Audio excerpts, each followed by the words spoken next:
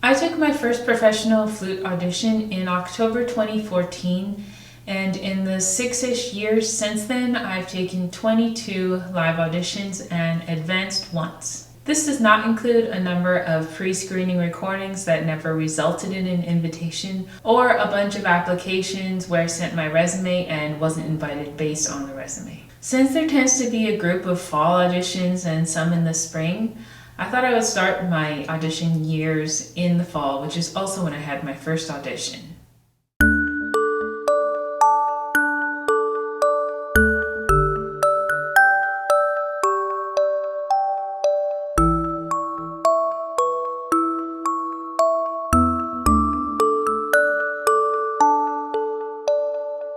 My very first audition I took was for the Houston Symphony Orchestra, and it was a third flute piccolo audition. At the time, I didn't actually own a professional piccolo. I had like a plastic Yamaha instrument, so I figured it'd probably be a really good idea to get a real piccolo before the audition. So I did end up buying my first professional piccolo, which is a Hamig, a month or two before the audition. This was a really good first audition for me because it was drivable from where we were in Denton, and we also stayed with a friend, so the cost was relatively low. Before this audition, I didn't take any lessons. I had finished my master's degree about 2 years before this, and I just sort of practiced to the best of my ability and hoped for the best. The night before the audition, I was listening to a recording of Bolero, and I realized that I had practiced the wrong piccolo part. So this can be confusing if you've never prepared this excerpt, because the first piccolo excerpt is actually on the second flute part. So for the piccolo excerpt that's normally asked for, there's 2 piccolos playing at the same time in different keys. Most of the time, orchestras request the higher part, I think because it's harder to control the sound and the dynamic in the higher register. But I have also done an audition where I thought it was the higher part, but they actually wanted the lower part. So I don't know, maybe it's better to ask every time. Anyway, it wasn't a complete disaster. I pulled up the part online, and because it's basically the same part in a different key, it wasn't crazy. It was kind of scary, but at least I realized before I arrived at the audition. In my head, I thought that when I showed up to a professional audition, I would be like way out of my league, and that's why I procrastinated for so long. But when I got there, a lot of the flutists looked pretty much like me, which was either freshly out of school or maybe even still in school, and I didn't think that they sounded all that much different than I did. So when I got on stage, I was nervous, but I didn't crash and burn. I didn't advance either, but I wasn't really expecting much for that first audition. Since my expectations for that first audition were pretty low, I was pleased with how I went, and that gave me the courage to apply to another audition. The next audition I applied for was an orchestra in Japan. This audition required a pre-screening recording of the Mozart Concerto exposition and a couple of excerpts. I actually passed through the pre-screening, which was pretty surprising to me, but I sort of learned that you never really know what criteria they're using to make these decisions. So this being my second audition, I already felt so much more comfortable with the process because I'd done it once. I sort of felt like I knew what to expect. Since this was January, I brought gloves to keep my hands warm, and I brought earplugs for the warm-up room. Overall, the whole process of the audition was very similar, and thankfully I had my cousin in Japan helping me make our arrangements for hotel and travel, and that really helped. So besides all of the information being given to us in both Japanese and English, it was basically very similar. Something unique to this audition was that we had a piano accompanist for the Mozart Concerto. We had one 15 or 20 minute rehearsal with her the day before, and then she played with us on Mozart for the audition, which is the first thing that we started with. When I walked on stage for the audition in Japan, I did realize though that I did not know what the protocol was for auditions in Japan. This is one of the few non-blind live auditions I've done. Fortunately, I had spent some time in Japan, and my instinct, I think, was pretty culturally appropriate, which was I bowed to the committee and I said my name. I even remembered to use keigo, which is the formal speech in Japanese. The performance itself, again, was basically fine. It didn't crash and burn. also didn't advance. But the very modest success of having passed through that pre-screening, which actually this is one of the largest auditions I'd ever been to, I think. I think there may have been like 100 flute players. Anyway, that little success gave me even more courage, and so that spring I did 3 more auditions. In college, I hadn't really practiced excerpts very much. I didn't really like them because they were so out of context, I think. And I also just felt like playing an excerpt was just asking to be criticized. Which it sort of is, because they're very hard to play correctly. So that first year was really just me sort of gathering all of the parts, gathering recordings to listen to, and then just learning all of the notes in these excerpts.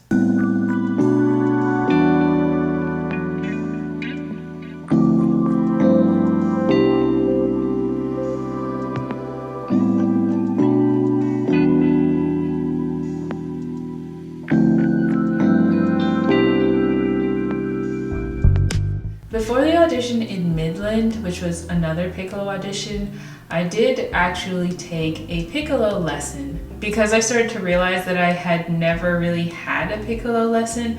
I took a lesson with Deborah Barron, who is the piccolo player in the Dallas Symphony. At the time, Robert and I were season ticket holders to the Dallas Symphony, so it made a lot of sense to me to ask her for a lesson. I had played a little bit of piccolo in high school on my little Yamaha, but somehow in college I never got pegged as a piccolo player, and so I just basically did not play piccolo all through college. In my first year of auditions, Robert and I went to all of the auditions together, and we sort of treated it as a little vacation where we ate out, we did some sightseeing. In this second year, I did take a couple of trips by myself. So when I went to Shreveport and Boise, I did both of those trips alone. I actually really love traveling alone. I don't know, for some reason I find it like really peaceful, especially now that I have kids. And yes, I did have an audition pretty much every week that May, which is kind of crazy when I think back on it because there was actually 2 in 1 week. But at this point I was really focused on doing auditions. I had just one job as the organist at a church, which was really only a Sunday morning commitment, so outside of that I was really just focused on taking auditions. At this point I also really started to feel that I could build on each experience and that I was learning a lot from each one.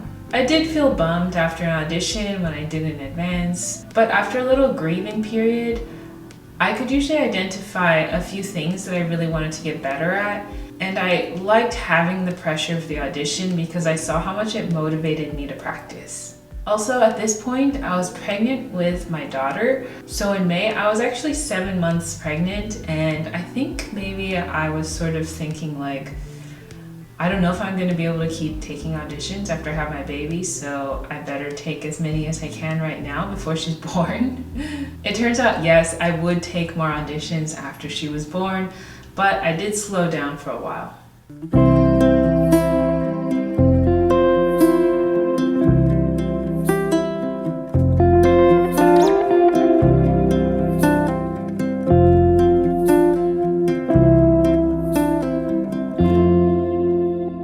So the next year I only took 2 auditions. I think I was adjusting to my new life and identity as being a mother. The beginning of 2017 is also when there started to be little rumbles in our family about moving away from Denton. In the summer of 2017, we took an extended trip to visit my parents in Hawaii, so we were there for a month, and that was when we finalized our decision to move to LA.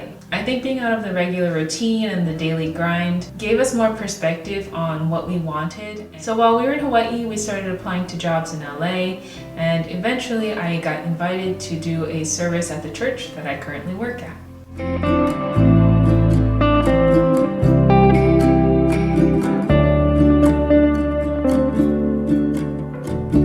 In September 2017, after I did a sort of audition interview for this church, I got the job. So that was what really finalized our decision to move. We had been planning on it, but we didn't have any work yet. So after I got that job, we decided we were going to move that November. As if that wasn't exciting enough, I also found out that I was pregnant with our second baby the same week that we were leaving to drive to LA. Long story short, Our move was very difficult and stressful for a while when we got to LA. I talk all about our experience moving to LA in this video. It took us until January to find a place to rent, and that was when we were finally able to unpack our boxes and start to build a routine again for our lives. The spring of 2018, we mostly spent just getting used to the new city and trying to keep our toddler entertained, who was now running around everywhere. In the summer, Cecil was born, and if you've had a baby, you know that those first few months are just sort of a blur of sleep deprivation and also very sweet baby snuggles. So that whole year was basically just moving and then having a baby. I was not really practicing regularly, and I don't think I was really checking for auditions at that point. We were just struggling so hard to have a routine or a feeling of being more grounded or settled in our new location.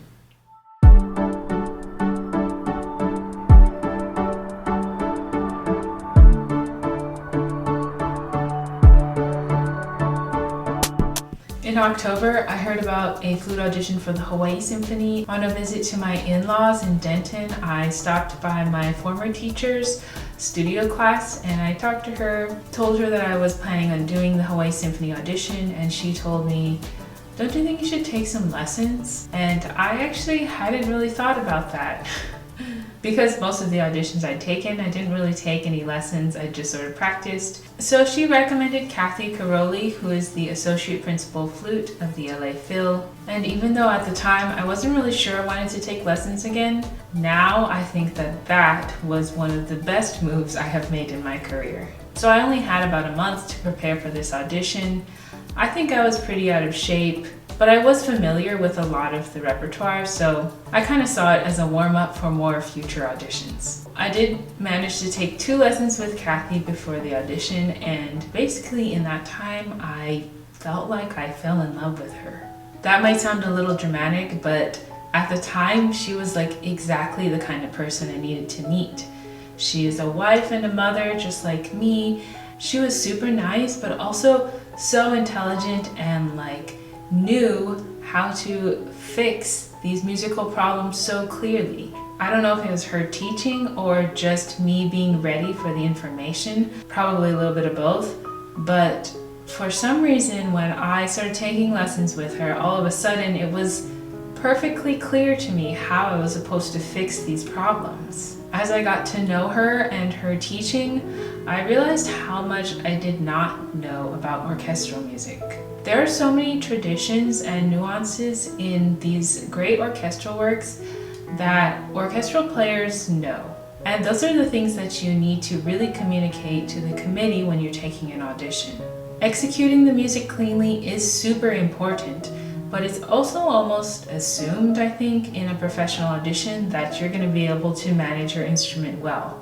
What really distinguishes an orchestral player is knowledge of the specific repertoire and the traditions and nuances that I was talking about, which are basically only things that an experienced orchestral player will know. So I realized that not only did I not know that much about orchestral music, I also was lacking in some control over my instrument. I thought before that maybe I was technically good enough, but in taking lessons with Kathy, I started to realize how much detail an audition committee is listening to. I didn't have the control over the sound that I needed to, so my tone was inconsistent or cracking too much. And I also didn't have enough control over dynamics or pitch or articulation, vibrato. Just having complete control over all of those aspects of the playing, I had just not even realized that there was this whole other layer of depth. The other major thing about taking lessons with Kathy was because I mostly just saw her once a month, I would always record my lessons and then I would listen back to it throughout the month. This sounds sort of crazy and very naive now, but in all of the auditions before this, I hadn't really recorded myself before taking the audition. I don't know why. I mean, I think I knew I should have, but I just really didn't want to. I just didn't like doing it. I hated it. But I really enjoyed listening to my lessons because I had her playing and I had me playing. And then I had her talking about it. So it was very clear what I needed to do and what I was trying to achieve. And I think because I'd already had a bunch of audition experiences, I was really ready to have some feedback and instruction on what I should do with these excerpts. In the spring of 2019 was the first time, and so far only time, I advanced to the semifinals. It was very strange to hear them call my name. Usually they actually call the numbers and not the names, but for some reason at this one they used names. When they said my name, I actually did not react at first because it didn't register that that was my name, and I was kind of like, are you sure? It's not that I thought that I had played badly, I just was so used to not being called. I was the only person who advanced in my group, and here's why I think I advanced. I played in the first group of the day, and I think that the standard of playing had not really been set yet. I think I must have been at the top of that group, and because they weren't sure what the players were going to sound like that day, they advanced me. That's not to totally discount my skill, because it is totally possible that they don't have to advance anyone. I'm just sort of wondering if maybe that's less likely in the very first group.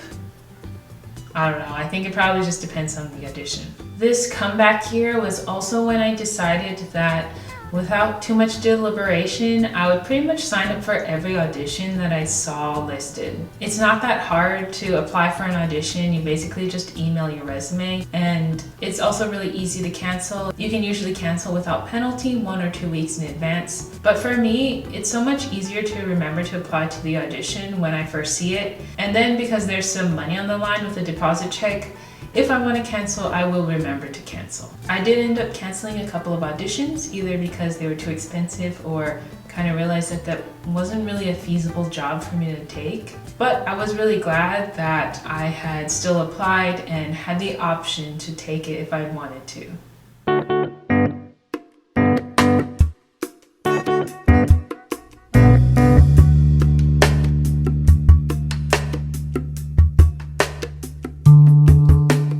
Obviously, this year's auditions got cut short by coronavirus. This past year has felt pretty good and almost as comfortable as I think this process can get. I pretty much have a routine for what I do on my audition trips. I know all the things I need to plan out, and I even know how to budget for them now, which can be tricky because they are both sort of sporadic and expensive. I'm familiar with a lot of the repertoire now, and most of the major excerpts I've actually performed now at an audition.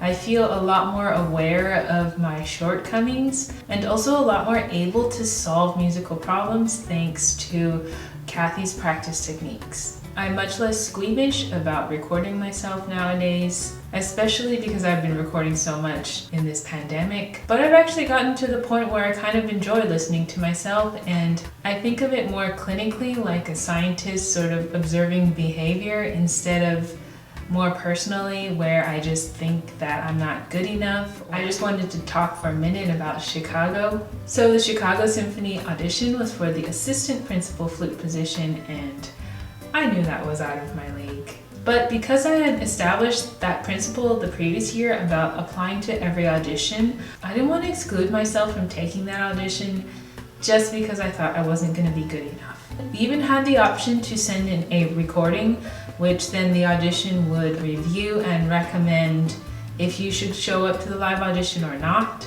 And I decided not to do that because I knew I wanted to go to the audition and I didn't want to have their comments in my head. So with this audition, the most important thing for me was to not take myself out of the game before I even tried, and that's why I went to this audition. The list was extremely long and difficult, but I also knew that once I did this audition, a lot of other auditions would feel pretty easy. This was also the first time where I didn't get an audition list for the preliminaries. They told us we would start with Mozart, and then after that they were just going to open the excerpts in front of us and we would play. So that was a little nerve-wracking, but in a way a little bit liberating, because you didn't have to worry about these particular excerpts or particular problems you have with these excerpts right before the audition. Another thing I had to accept this year was that I may never get a full-time orchestral job. It's just so competitive, and it's also out of my control. That's not to say that I'm going to stop trying or stop taking auditions. I just felt like it was important for me to acknowledge that fact. That way I can really focus on things I can control, which is just becoming the best that I can be. I think that it's going to take quite a while for auditions to start up again, which is why I started making YouTube videos. I'm a person that really likes to have structure, and I'm motivated by having pressure. It gives me a deadline, it keeps me organized. So since I no longer have the external pressure from auditions, I decided I could kind of create that for myself by performing on social media. Of course, it's not exactly the same, but for me it's a pretty good substitute for the pressure of an audition. And I think I have finally fully conquered my fear of recording myself. I do plan on taking auditions again when they start up, but who really knows when that's going to be. In the meantime, I'm just trying to stay focused and improve my playing so that I'll be very well prepared when they do start. So this was my journey, taking auditions, not over yet. But it was very interesting to go back through my email archive and just see how many auditions I've done, how many I've applied to, and sort of try to remember what my state of mind was like for each of those auditions. It's definitely a process, and it's going to be different for everyone. I hope that was interesting or somehow helpful to you. Please like this video and subscribe to my channel. You can also follow me on Instagram @EliseHocamp or on Facebook. If you'd like to support my YouTube channel, you can do so on my Patreon page for $5 a month. Thanks so much for watching today. See you next time!